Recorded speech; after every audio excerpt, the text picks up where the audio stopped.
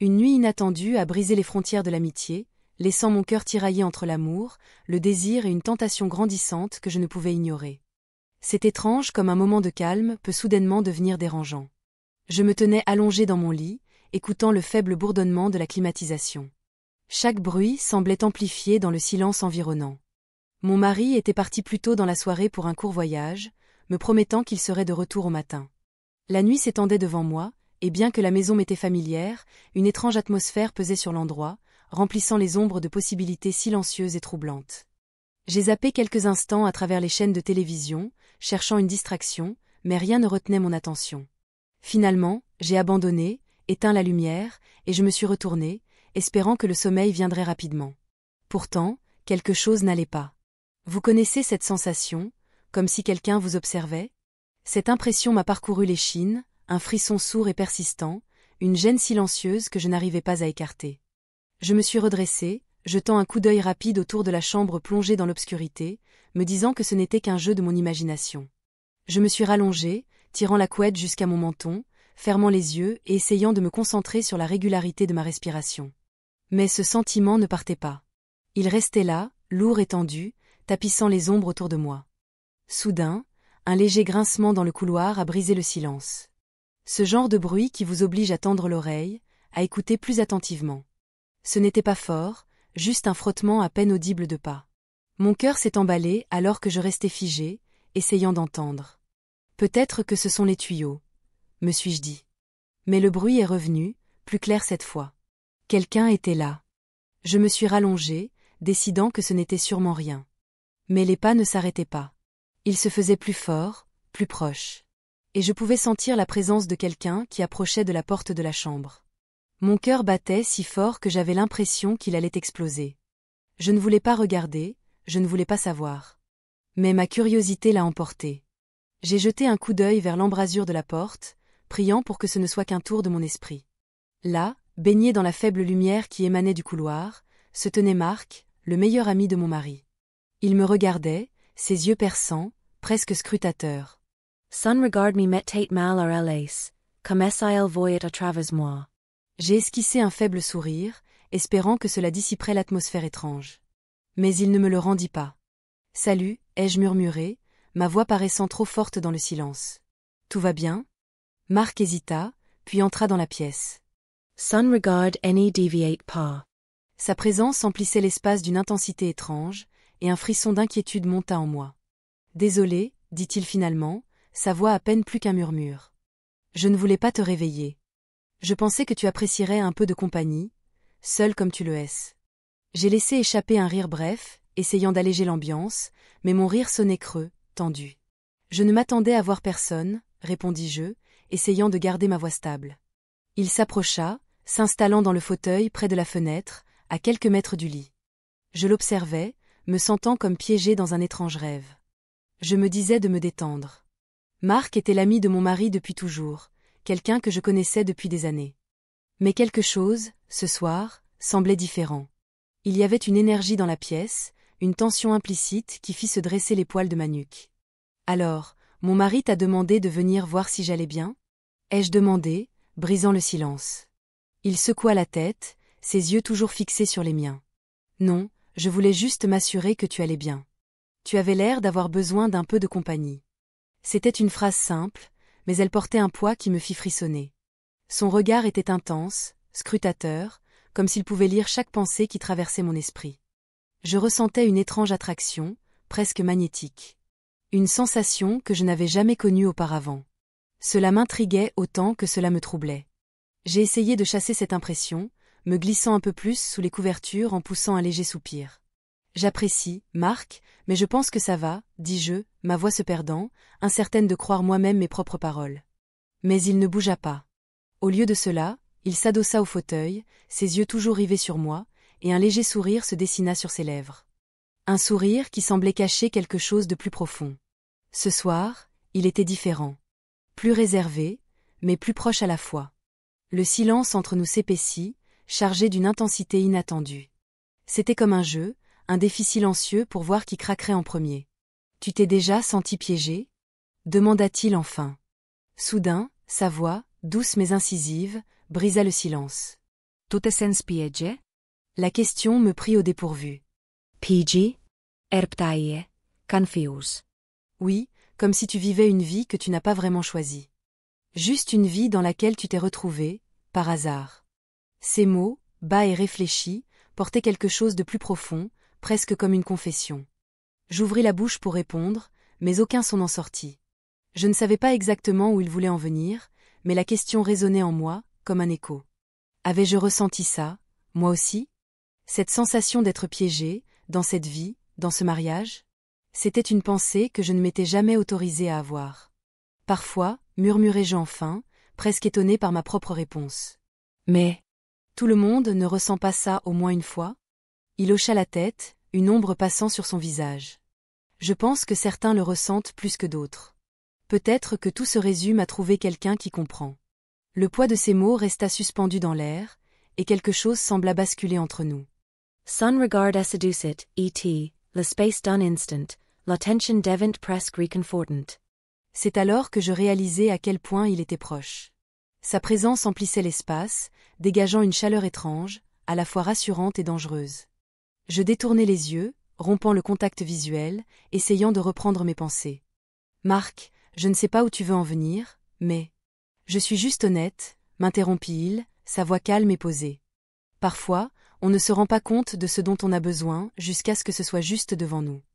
La simplicité de ces mots me heurta, comme s'il dévoilait quelque chose qu'il n'avait pas prévu de partager. À cet instant, un étrange frisson mêlant excitation et peur monta en moi. Une sensation que je n'avais pas connue depuis des années. Mais avant que je puisse réagir, il se leva, brisant le charme qui nous retenait prisonniers. « Je devrais y aller, » dit-il, son ton plus doux maintenant, presque empreint de regret. « C'était bien de te parler. » Je hochai la tête, incapable de trouver les bons mots, le regardant se diriger vers la porte. Mais juste avant qu'il ne sorte, il s'arrêta, jetant un coup d'œil en arrière avec une expression que je ne parvins pas à décrypter. Il y avait quelque chose d'inexprimé dans son regard, quelque chose qui laissa en moi un sentiment persistant de curiosité. Et de malaise. Lorsque la porte se referma derrière lui, j'expirai, submergé par un flot d'émotions que je ne parvenais pas à comprendre. La nuit retrouva son silence, mais c'était un silence différent. Chargé. Vivant. Je restai là, dans mon lit, fixant la porte, envahi par une étrange anticipation. Mais l'histoire n'était pas terminée. Pas encore. Je pensais pouvoir me débarrasser de cette rencontre étrange avec Marc, la ranger dans la catégorie des moments bizarres et isolés. Mais le lendemain, alors que je reprenais ma routine habituelle, il était tout à quoi je pouvais penser. Ces mots restaient gravés dans mon esprit, tout comme la manière dont il m'avait regardé, un écho qui refusait de s'effacer. J'essayais de chasser tout cela de ma tête quand mon téléphone vibra. Une notification. En baissant les yeux, je vis que c'était un message de lui.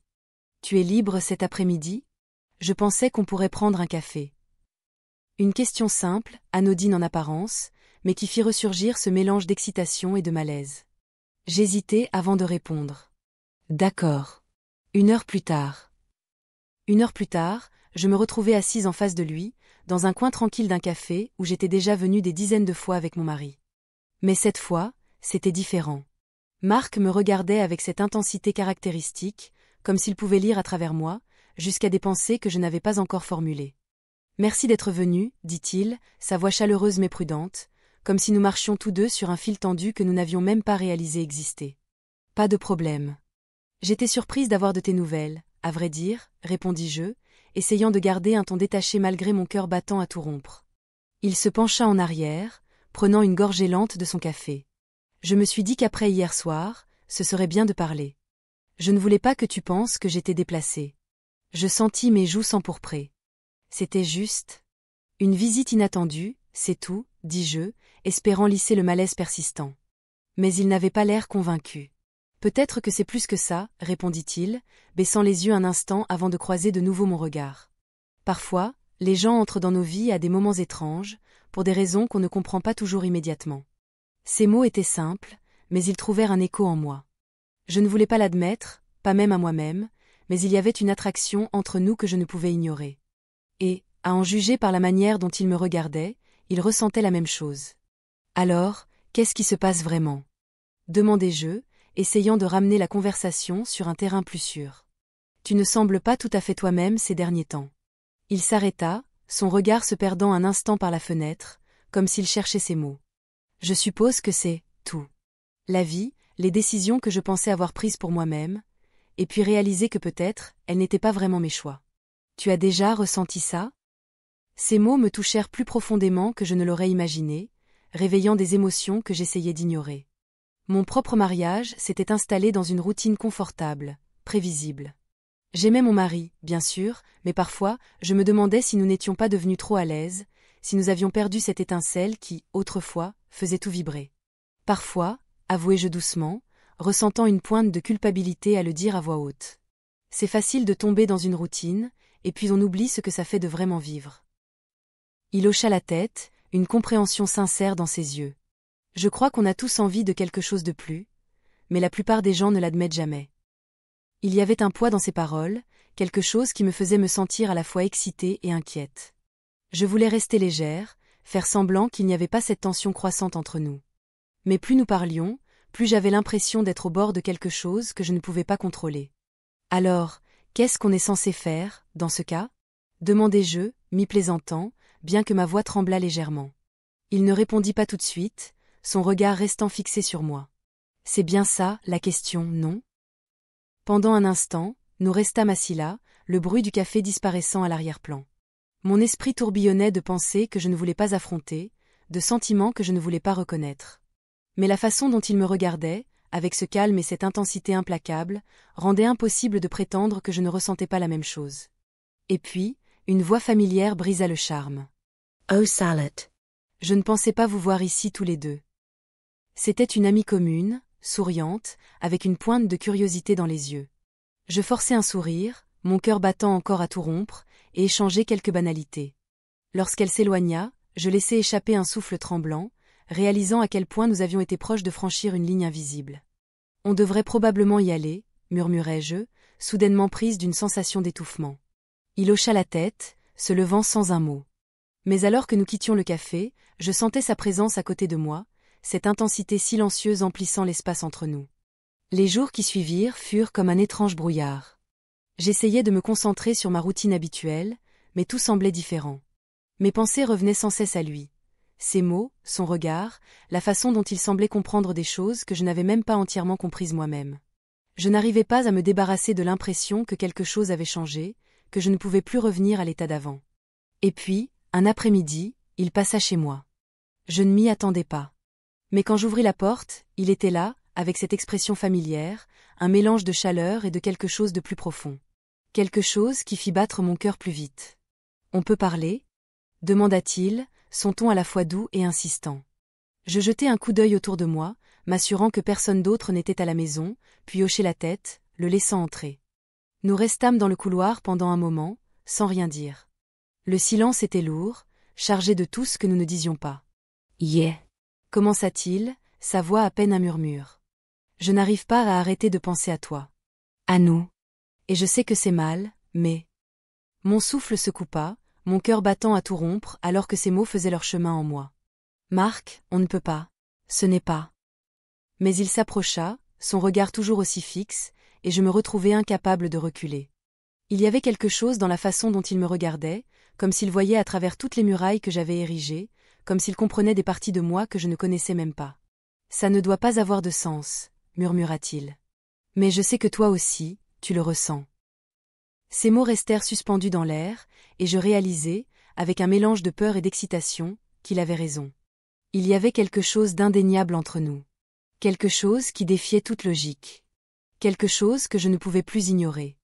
Mais alors que la tension atteignait son apogée, le bruit d'une voiture se garant dans l'allée interrompit brusquement le moment. L'entrée de la cour nous ramena brutalement à la réalité. Je fis un pas en arrière, mon cœur battant à tout rompre, tandis que je jetai un coup d'œil par la fenêtre. Mon mari était rentré. Marc recula également, son expression indéchiffrable. « Je devrais y aller, » dit-il rapidement, sa voix à peine audible. Je ne voulais pas te mettre dans cette position. J'acquiesçai, essayant de calmer ma respiration. C'est d'accord, mais peut-être qu'il vaut mieux qu'on garde nos distances. Il me regarda, et dans ses yeux, je vis une lueur de regret avant qu'il hoche la tête. Tu as raison. Ce n'est juste pour aucun de nous deux. Il se retourna pour partir, et je le regardai s'éloigner, l'esprit en proie à un tourbillon d'émotions contradictoires. Une partie de moi voulait l'arrêter, lui dire de rester, de tout risquer pour découvrir où cette connexion étrange pourrait nous mener. Mais une autre partie, celle qui connaissait les conséquences, savait que c'était dangereux, que cela pourrait détruire tout ce que j'avais construit avec mon mari. En le regardant s'éloigner, je ressentis un pincement au cœur, comme si quelque chose d'important m'échappait. Mais je n'eus pas le temps d'y penser plus longtemps. Mon mari ouvrait déjà la porte d'entrée, un sourire facile aux lèvres. « Salut, ma chérie », dit-il en m'enlaçant. « Ta journée s'est bien passée ?» Je forçai un sourire, essayant de chasser toute pensée de Marc de mon esprit. « Oui, ça va », répondis-je, ma voix me semblant étrange, même à moi-même. Mais, tout au long de la soirée, en préparant le dîner, en discutant de nos journées, je ne pouvais chasser ce sentiment persistant d'inachevé, comme une question suspendue dans l'air, attendant une réponse. Je savais, au plus profond de moi, que ce n'était que le début. L'histoire n'était pas terminée, loin de là. Les jours passèrent, mais le souvenir de cet après-midi avec Marc restait vivace, comme une flamme discrète refusant de s'éteindre. J'essayais de l'oublier, de me concentrer sur mon mariage, ma maison, la vie que j'avais construite. Mais plus j'essayais d'oublier, plus le souvenir s'intensifiait. Chaque fois que je fermais les yeux, je voyais son visage, son regard intense, cette manière silencieuse qu'il avait de m'écouter, comme s'il entendait les choses que je ne disais pas. C'était comme une mélodie coincée dans ma tête, jouant doucement en arrière-plan de chaque conversation, de chaque pensée. Je ne l'avais pas revu depuis cet après-midi-là, et une partie de moi en était soulagée. Mais une autre partie, celle que je ne voulais pas reconnaître, le regrettait. Cette partie de moi manquait la manière dont il me faisait sentir, la manière dont il me regardait, ce frisson de se sentir vu d'une façon que je n'avais pas ressentie depuis des années. Je me disais que cela finirait par passer, que ce n'était qu'un moment fugace, une étincelle qui finirait par s'éteindre. Mais, au fond de moi, je savais que ce n'était pas vrai. C'était une soirée tranquille lorsqu'il est réapparu. Mon mari était sorti retrouver de vieux amis, et j'étais seule, pliant du linge dans le salon, lorsque j'entendis frapper à la porte. Je l'ouvris, m'attendant à voir un voisin ou un livreur. Mais c'était lui. Marc. Il se tenait sur le pas de la porte, son expression reflétant le même conflit intérieur que je ressentais. « Marc », murmurai-je, ma voix à peine audible. « Qu'est-ce que tu fais ici ?» Il hésita, son regard cherchant le mien. « J'avais besoin de te voir », admit-il, sa voix douce mais résolue. « Je sais que je ne devrais pas être là, mais je ne peux pas continuer à prétendre que je ne ressens rien. » Je sentis mon cœur s'accélérer, mon pouls battre à toute vitesse, alors qu'il entra, refermant doucement la porte derrière lui. La pièce sembla rétrécir avec sa présence, l'air chargé d'une tension que ni lui ni moi ne pouvions ignorer. Je voulais lui dire de partir, de lui affirmer que tout cela était une erreur, que nous ne pouvions pas continuer à franchir les limites de ce qui était acceptable. Mais les mots ne venaient pas. Au lieu de cela, nous restâmes là, à quelques centimètres l'un de l'autre, le silence s'étirant entre nous comme un pont que ni l'un ni l'autre n'osait traverser. Il tendit la main, effleurant la mienne. Ce simple contact envoya un frisson dans tout mon corps, allumant une étincelle que je m'efforçais d'éteindre depuis si longtemps. Je savais que je devais reculer, mais je ne pouvais pas. C'était comme si toutes les raisons, toutes les explications rationnelles, fondaient sous la chaleur de sa main. « Tu vas me dire de partir ?» demanda-t-il, sa voix à peine un murmure, son regard fixé sur le mien. Jedglutis, ma gorge saudaine menche. Je ne sais pas si j'en suis capable. Il fit un pas de plus vers moi, sa main glissant de la mienne à mon épaule, son toucher à la fois doux et ferme. Le monde sembla s'effacer, ne laissant que nous deux, suspendus dans un moment à la fois interdit et inévitable. Il se pencha, son visage à quelques centimètres du mien, son souffle chaud effleurant ma joue. Je me sentis attiré vers lui, comme un papillon vers une flamme. « Tu n'as pas besoin de dire quoi que ce soit », murmura-t-il, sa voix basse et réconfortante. « Si c'est trop, dis-le-moi, et je partirai. » Je savais que je devais dire quelque chose, mettre un terme à ce qui se passait entre nous. Mais au lieu de cela, je me retrouvai à réduire la distance qui nous séparait. Mes mains se posèrent sur ses épaules, et ses bras m'entourèrent, m'attirant plus près de lui. C'était comme si le poids de tous ces mots non dits, ces regards volés, ces instants chargés de tension avaient enfin éclaté. Il m'embrassa. Ses lèvres étaient douces, hésitantes, comme s'il testait les os. Et je sentis mon corps se relâcher, fondre contre le sien. La chaleur de son contact m'apaisait, atténuait le conflit qui faisait rage en moi. Ce n'était ni précipité, ni désespéré. C'était tendre, constant, comme la lente montée de quelque chose qui avait attendu patiemment d'être reconnu. Le monde extérieur disparut. À cet instant, Il n'y avait que lui. Que nous. Une reddition silencieuse à quelque chose que nous avions tous deux tenté de nier. Il recula légèrement, son regard plongeant dans le mien. J'y vis un mélange d'émotions, culpabilité, excitation, désir. Tout cela se reflétait dans ses yeux. « Ça va » murmura-t-il, sa voix presque inaudible. Je hochai la tête, le cœur battant à tout rompre. « Yeah. » Je ne sais pas ce que ça signifie, soufflai-je. Il prit ma main et m'invita à m'asseoir à côté de lui sur le canapé. Pendant un instant, nous restâmes simplement là, côte à côte, sa main reposant sur la mienne. Il n'y avait pas besoin de mots. Pas besoin d'expliquer ce que nous savions déjà tous les deux. Nous avions franchi une limite, et il n'y avait pas de retour en arrière possible. Mais dans cet espace de calme, les inquiétudes, les questions, les doutes s'évanouirent. Tout ce qui restait, c'était la réalité simple et brute de cet instant partagé. Je n'ai jamais voulu que ça arrive, finit-il par admettre, sa voix rauque, vulnérable. Mais je ne peux plus faire semblant. Je tiens à toi, plus que je ne le devrais. Je le regardais, mon esprit emporté par un tourbillon de pensées contradictoires. Je sais que c'est mal, murmurai-je, ma voix tremblante. Mais moi non plus, je ne peux pas m'en empêcher. Un instant éternel sembla nous suspendre. Nos cor esinclinerant ellen vera l'autre, eller charge de emotions non dites. L'espace entre nous disparut, et nos cœurs battirent à l'unisson, impuissants face à ce désir qui nous attirait l'un vers l'autre. Il se pencha, ses lèvres effleurant les miennes, tendres et prudentes, comme s'il craignait que ce lien fragile ne se brise.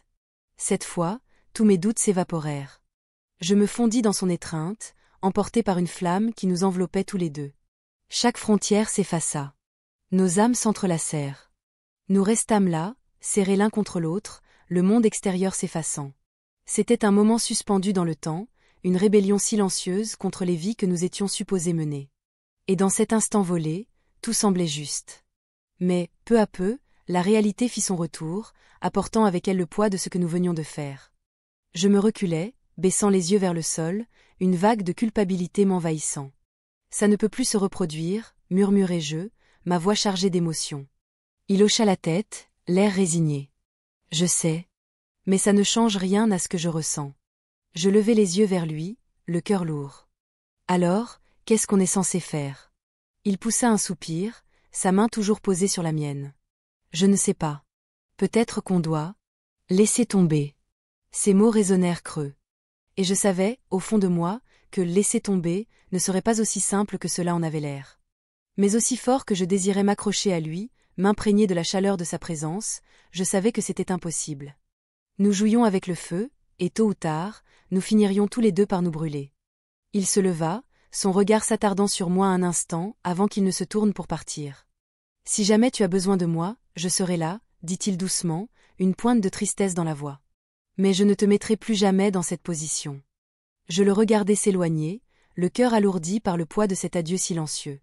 La porte se referma derrière lui, et le silence s'installa autour de moi, comme un rappel glacial de la limite que nous avions franchie, de la frontière que nous avions brisée. Je restai là, seul dans cette maison vide, la mémoire de son toucher encore chaude contre ma peau, une empreinte indélébile d'un choix que je ne pouvais pas effacer. Et alors que je m'asseyais, immobile, la réalité de ce que j'avais fait commença à s'imposer à moi.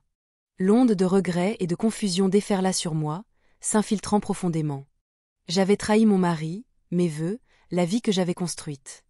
Mais, en même temps, j'avais découvert quelque chose que je ne savais même pas chercher. Une connexion, une étincelle, un sentiment qui allait bien au-delà des limites sûres de mon mariage. Je ne savais pas ce que l'avenir me réservait, ni si je pourrais un jour vraiment tourner la page. Mais une chose était certaine, l'histoire n'était pas terminée, pas encore. Les jours qui suivirent furent flous. Je m'accrochais à mes routines, espérant y trouver un semblant de réconfort dans ces rythmes familiers du quotidien. Mais tout me semblait creux, terni. Je ne cessais de rejouer ce moment avec Marc, la douceur de son contact, les mots non dits que nous avions partagés. Chaque fois que j'y repensais, la culpabilité me serrait la poitrine. Pourtant, une autre émotion surgissait également, un pincement que je ne pouvais ignorer, un désir, une curiosité pour ce qui aurait pu être. Mon mari ne semblait pas remarquer mon comportement distrait, ou peut-être mettait-il cela sur le compte du stress habituel de la vie. Il était plus occupé que jamais avec son travail, rentrant tard, fatigué et préoccupé. J'aurais dû me sentir soulagé qu'il ne remarque rien d'anormal, mais, d'une certaine manière, cela ne faisait qu'accentuer ma douleur. C'était comme si nous vivions des vies séparées, chacun absorbé dans son propre monde, gravitant autour de l'autre sans réellement se connecter. Un soir, une semaine après ce dernier moment avec Marc, mon mari suggéra que nous organisions un petit dîner entre amis, incluant Marc. L'idée me prit de court, et une vague d'anxiété me submergea. Je n'avais pas revu Marc depuis cette nuit-là, et l'idée de me retrouver dans la même pièce que lui, à faire semblant que rien ne s'était passé, était presque insupportable. Mais je me forçais à sourire, hochant la tête en signe d'accord, sachant que je n'avais pas vraiment le choix. Le soir du dîner arriva, et je m'occupais frénétiquement dans la cuisine, essayant de me distraire de la tension qui montait en moi.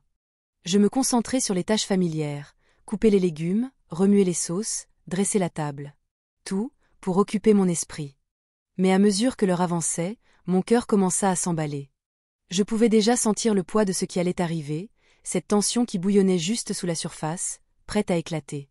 La sonnette retentit, et je me préparai, essuyant mes mains sur un torchon avant d'aller ouvrir. Marc se tenait là, un sourire chaleureux sur le visage, comme si de rien n'était. Comme si nous étions toujours simplement amis, partageant un lien innocent. Mais au moment où nos regards se croisèrent, je ressentis ce même tiraillement, cette compréhension silencieuse qui flottait entre nous. Une connexion que les mots ne pouvaient décrire. « Salut », dit-il doucement, son regard s'attardant sur moi une seconde de trop. « Merci de m'avoir invité. » Je forçai un sourire, hochant la tête en m'écartant pour le laisser entrer. C'était l'idée de mon mari, murmurai-je, la voix à peine audible. « Mais, je suis contente que tu sois venue. » Au fil de la soirée, je m'efforçai de jouer le rôle que j'avais perfectionné au fil des années. L'hôtesse attentive, l'épouse aimante, l'amie dévouée. Je riais au bon moment, participais aux conversations, faisais de mon mieux pour garder mon sang-froid, tout en sentant la présence de Marc comme une ombre constante. Un rappel de la limite que nous avions franchie. De temps à autre, nos regards se croisaient à travers la pièce, et je sentais une vague d'émotion m'envahir, un mélange de désir et de culpabilité qui me coupait le souffle. Il ne tenta pas de me parler en privé, ne laissa aucun indice de ce qui s'était passé entre nous. Mais je le sentais dans l'air, comme un fil invisible qui nous liait, nous attachant d'une manière que ni lui ni moi ne pouvions ignorer. Au fur et à mesure que la soirée avançait, la tension ne faisait que grandir, s'intensifiant à chaque regard échangé, à chaque silence partagé. C'était comme si les murs se refermaient sur nous, nous enfermant dans un secret dont nous ne savions pas comment nous échapper. Et puis, enfin, ce fut trop. Je m'excusai et me réfugiai dans la cuisine, espérant que la solitude m'aiderait à reprendre le contrôle de mes émotions. Mais à peine avais-je commencé à rassembler mes pensées que j'entendis le doux clic de la porte qui se fermait. Je me retournai et vis Marc, debout là, son expression sérieuse, ses yeux emplis des mêmes émotions conflictuelles qui tourmentaient mon cœur. « Je devais te voir, dit-il, sa voix basse, à peine audible. Je ne pouvais pas partir sans te dire au revoir. » Je sentis mon cœur se serrer, le poids de ces mots m'écrasant avec une intensité que je n'avais pas anticipée. « Au revoir » répétai-je, ma voix tremblante. Il hocha la tête, son regard fixé sur le mien, sans vaciller. « Ce n'est pas juste. Ni pour toi, ni pour moi. Nous savons tous les deux que ça ne peut pas continuer ainsi. Tu as une vie, un mariage. Je ne peux pas être la raison pour laquelle tu détruis tout ça. » J'avalai difficilement, ressentant un mélange de soulagement et de déchirement. Il avait raison. Nous avions tous les du franchi en ligne, et il n'y avait pas de retour en arrière possible. Mais, même en essayant de me convaincre que c'était pour le mieux, je sentais un vide au fond de ma poitrine, une perte que je ne pouvais ignorer. Peut-être que c'est mieux ainsi, murmurai-je, tentant d'y croire. Nous ne pouvons pas continuer à faire semblant, à prétendre que cela ne blessera pas tout le monde autour de nous. Il fit un pas en avant, son regard s'adoucissant. Mais cela ne change pas ce que je ressens, dit-il doucement. Et je ne pense pas que cela change ce que tu ressens non plus. L'honnêteté de ses paroles me coupa le souffle. Je sentis les larmes monter, me brûlant les yeux. Je voulais lui dire qu'il avait tort, insister sur le fait que nous pouvions revenir à ce que nous étions avant. Mais je savais que c'était un mensonge. Rien ne pouvait effacer ce qui s'était passé entre nous, ni les sentiments qui s'étaient lentement développés au fil du temps. Il tendit la main, effleurant la mienne. Et, pendant un bref instant, je me laissai aller à la chaleur de son contact, au réconfort silencieux qu'il m'offrait. Nous restâmes là, envelopes dans un silence que en disait plus que de mots. Une compréhension partagée, c'était un adieu. Nous devions nous laisser partir. Soudain, j'entendis de pas approcher. Je me reculai, mon cœur battant à tout rompre, et me tournai vers l'évier, me forçant à paraître occupé. Mon mari entra dans la pièce, inconscient de l'échange silencieux qui venait d'avoir lieu. Un pincement de culpabilité me traversa alors qu'il passa ses bras autour de moi et déposa un baiser tendre sur ma joue. « Ça va ?» me demanda-t-il, son regard empreint d'inquiétude. Je lui offris un sourire forcé en hochant la tête. « Juste un peu fatigué, c'est tout », répondis-je en m'appuyant légèrement contre lui. Il me serra contre lui avec tendresse, et une vague de honte m'envahit. Cet homme m'avait tout donné, avait été à mes côtés dans les bons comme dans les mauvais moments. Et pourtant, j'avais laissé mes émotions m'emporter dans un tourbillon que je n'avais pas vu venir. Lorsque la soirée toucha à sa fin et que nos invités commencèrent à partir, je le regardai une dernière fois. Mark. Je mémorisai les traits de son visage, la douceur de son regard lorsqu'il me regardait. Il me lança un au revoir poli, son regard s'attardant un instant de plus avant qu'il ne se détourne et franchisse la porte. Une fois celle-ci fermée, un étrange sentiment de finalité m'envahit. Une acceptation silencieuse que ce chapitre était terminé. Mais, même en essayant d'aller de l'avant, de tout laisser derrière moi, je savais qu'une part de moi porterait toujours le souvenir de cette connexion interdite. Les jours devinrent des semaines, et l'intensité de cette nuit s'effaça peu à peu, remplacée par la routine du quotidien. Mon mari et moi continuâmes notre vie comme nous l'avions toujours fait. Avec le temps, le souvenir de Marc devint simplement cela. Un souvenir, un fragment d'une vie qui aurait pu exister, mais qui ne le ferait jamais. Pourtant, de temps en temps, je me surprenais à penser à lui. Où était-il? Avait-il trouvé la paix, à sa manière? Je ne le saurais jamais. Et c'était peut-être mieux ainsi. Mais, dans ces moments de calme, lorsque le monde semblait immobile et que la nuit s'étirait devant moi, je ressentais une lueur de cette même nostalgie silencieuse. Un rappel d'une connexion qui m'avait changé d'une manière à laquelle je ne m'attendais pas. Et bien que je ne le dirais jamais à voix haute, je savais que Marc avait laissé une empreinte dans mon cœur. Une empreinte qui resterait longtemps après que le souvenir de notre histoire se soit estompé. Certaines histoires n'ont pas de fin parfaite. Elles ne se terminent ni par le bonheur, ni par le chagrin, ni par une résolution. Elles dérivent simplement dans le passé, devenant une part de nous-mêmes. Un rappel des choix que nous avons faits, des personnes que nous avons aimées, et des vies que nous avons presque vécues. Et alors que je restais là, regardant par la fenêtre la rue silencieuse en contrebas, je savais que Marc ferait toujours partie de mon histoire. Un secret. Un murmure. Un moment furtif de quelque chose de plus.